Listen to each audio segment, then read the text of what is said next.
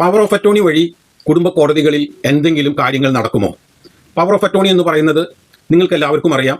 ഒരു വ്യക്തി തൻ്റെ അധികാര അവകാശങ്ങൾ തൻ്റെ ബന്ധുക്കൾക്ക് കൊടുത്തുകൊണ്ട്, അല്ലെങ്കിൽ തനിക്ക് ഏറ്റവും പ്രിയപ്പെട്ടവർക്ക് കൊടുത്തുകൊണ്ട്, തനിക്ക് പകരം കോടതികളിലോ മറ്റ് അധികാര സ്ഥാനങ്ങളിലോ ഹാജരാകുവാനും ആവശ്യമായ പേപ്പറുകളിലും മറ്റും ഒപ്പിട്ട് കൊടുത്ത് അത് സാധുവായ ഒരു പേപ്പറാക്കി നിയമപ്രകാരമുള്ള ഒരു രേഖയാക്കി മാറ്റുന്ന ആ ഒരു രേഖയെയാണ് നമ്മൾ പവർ ഓഫ് അറ്റോർണി എന്ന് പറയുന്നത്. ഈ പവർ ഓഫ് അറ്റോർണി കുടുംബ കോടതികളിൽ നമുക്ക് ഉപയോഗപ്പെടുമോ? തീർച്ചയായും. കുടുംബ കോടതികളിൽ ഏതെങ്കിലും ഒരു വ്യക്തിയുടെ അസാന്നിധ്യത്തിൽ കേസ് നടത്തണമെന്നുണ്ടെങ്കിൽ പവർ ഓഫ് അറ്റോർണി ഹോൾഡർക്ക് സാധ്യമാണ്. പവർ ഓഫ് അറ്റോർണി ഹോൾഡർക്ക് വേണമെങ്കിൽ ഈവൻ ഒരു മ്യൂച്വൽ ഡൈവേഴ്സ് പെറ്റീഷനിൽ പോലും ഒപ്പിട്ട് കൊടുക്കുന്നതിനുള്ള അവകാശം ഉണ്ട്. അപ്പോൾ പവർ ഓഫ് അറ്റോർണി അത്രയ്ക്കും പ്രസക്തമായ ഒന്നാണ്. എന്നാൽ മറ്റൊരു കാര്യം കൂടി ഞാനിതിൽ പറയാം.